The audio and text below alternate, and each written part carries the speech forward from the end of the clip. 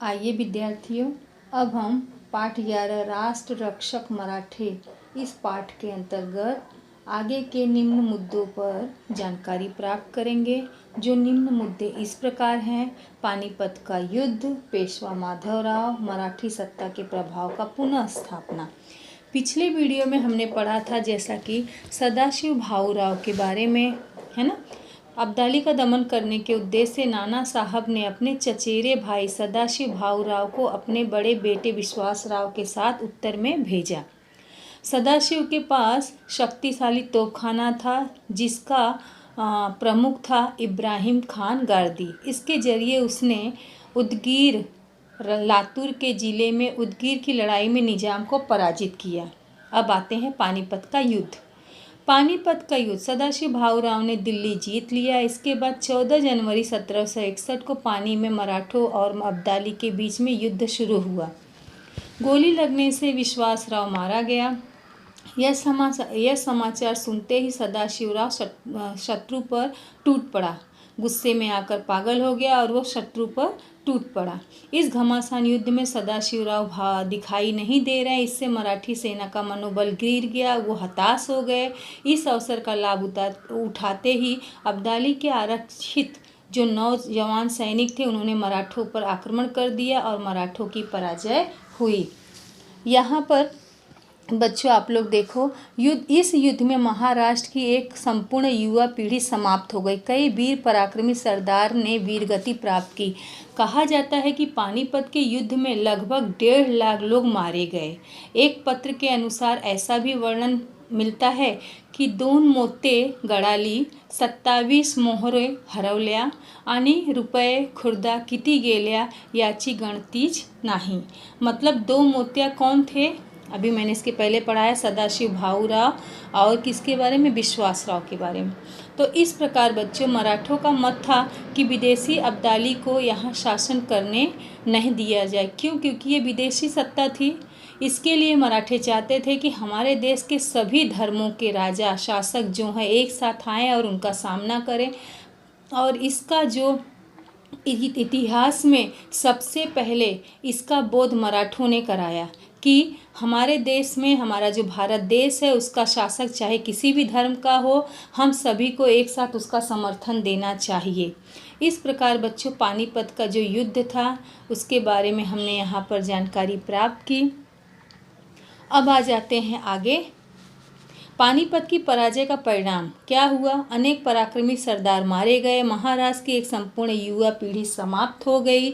बड़े पैमाने पर युद्ध सामग्री की क्षति हुई। उत्तर में मराठों का प्रभाव कम हो गया। मराठों की प्रतिष्ठा को आघात पहुंचा।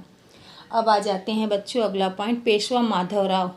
देखो यहाँ पर आप लोग उनके चित्र को देख रहे हो। पेशवा माधवराव, नाना साहब की मृत्यु के पश्चात उनका बेटा माधवराव पेशवा पद पर बैठा। माधवराव ने अपने शासनकाल में निजाम और हैदर अली का बंदोबस्त किया। उसने उत्तर में मराठों का प्रभुत्व पुनः स्थापित किया।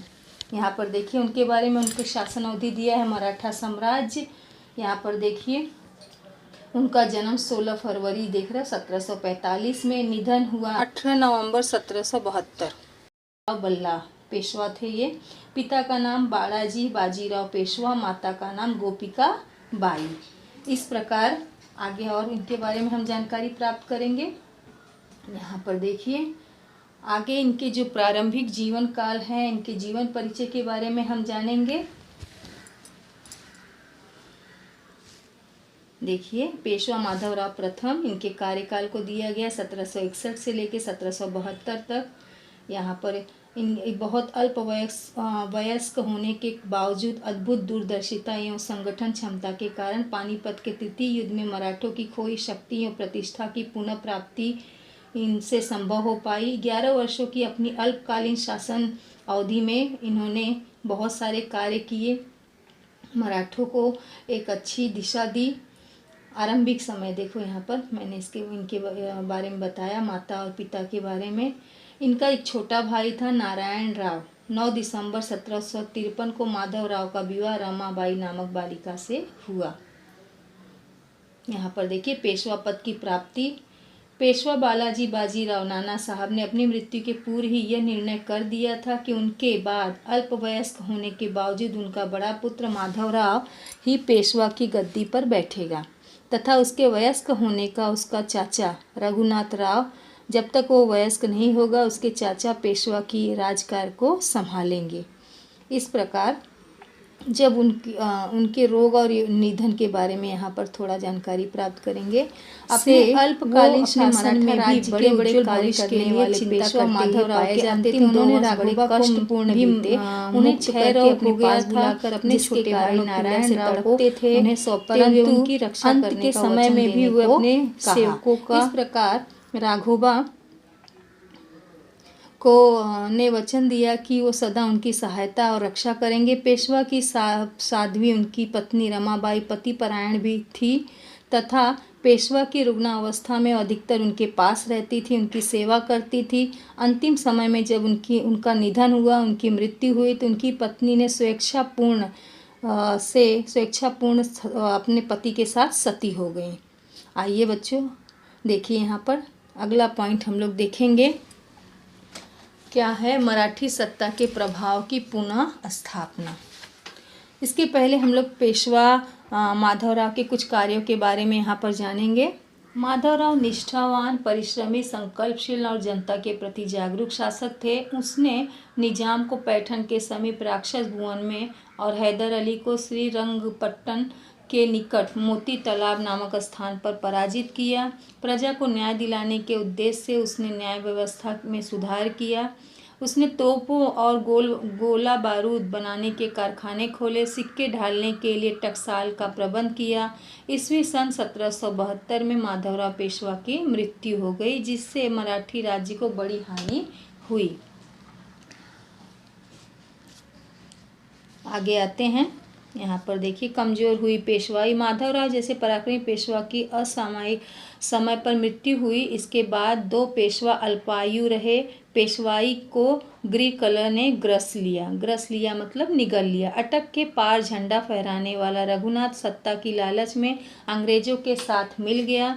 इसके कारण मराठों और अंग्रेजों के बीच युद्ध हुआ। ईस्वी सन 1782 में हैदर अली की मृत्यु के बाद उसका बेटा टीपू मैसूर का सुल्तान बना। निष्णात योद्धा होने के साथ साथ टीपू विद्वान और कवि भी था। उसने फ्रांसीसियों की मदद से अंग्रेजों के विरुद्ध संघर्ष किया। ईस्वी सन 1799 में वह अंग्रेज के साथ हुए युद्ध में मारा गया। आइए मराठी सत्ता की पुनर्स्थापना में। पानीपत में हुई पराजय के बाद माधवराव द्वारा भेजे गए महादजी शिंदे, तुकोजी होलकर, यहाँ पर देखिए आपको फोटो दिख रहा है, रामचंद्र कांडे और विसाजी पंत, ये जो थे सरदार थे, ये उत्तर में मराठों का प्रभाव बढ़ाने के लिए गए।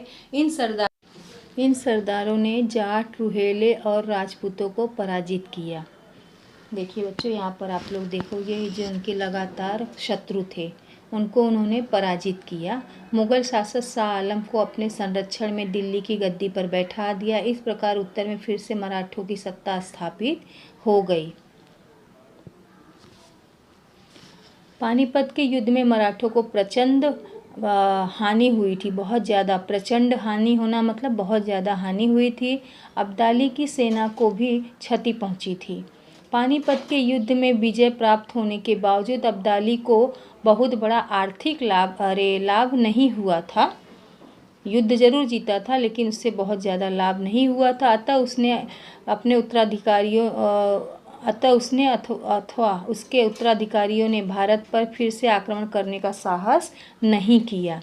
इसके उल्टे उनके ध्यान में आ गया कि उत्तर में निर्माण होने वाली अराजकता पर अंकुश रखने का सामर्थ्य मराठों में ही है। अतः उन्होंने इच्छा व्यक्त की कि मुगल बादशाही का संरक्षण मराठे ही करे। किन्होंने? अब्दाली की सेना ने। मराठों के साथ मित्रता स्थापित करने के लिए उसने अपने दूत को पुणे भेजा। पानीपत में हुई इतनी बड़ी पराजय को पचाकर उत्तर की राजनीति में फिर से अपने आप को स्थापित करने में मराठे सफल रहे, यह उल्लेखनीय तथ्य है। इसमें मल्हारराव होलकर, अहिल्याबाई होलकर और महादजी शिंदे का बहुत बड़ा योगदान रहा है। इस सफलता के पीछे। तो बच्चों, इस पाठ में हमने निम्न मुद्दों पर चर्चा की, उसके बारे में आप लोगों ने जानकारी प्राप्त की, है ना। उत्तर में स्थिति, अफगानों से संघर्ष, अटक पर मराठों का झंडा लहराया, दत्ता जी का पराक्रम, सदाशिव भाऊराव, पानीपत का युद्ध, पेशवा माधवराव, मराठी सत्ता के प्रभाव की पुनः स्थापना। ठीक है बच्चों, अब इससे संबंधित मैं प्रश्न पूछूंगी, पाठ आप लोग एक बार और अच्छे से पढ़ोगे, देखोगे। धन्यवाद।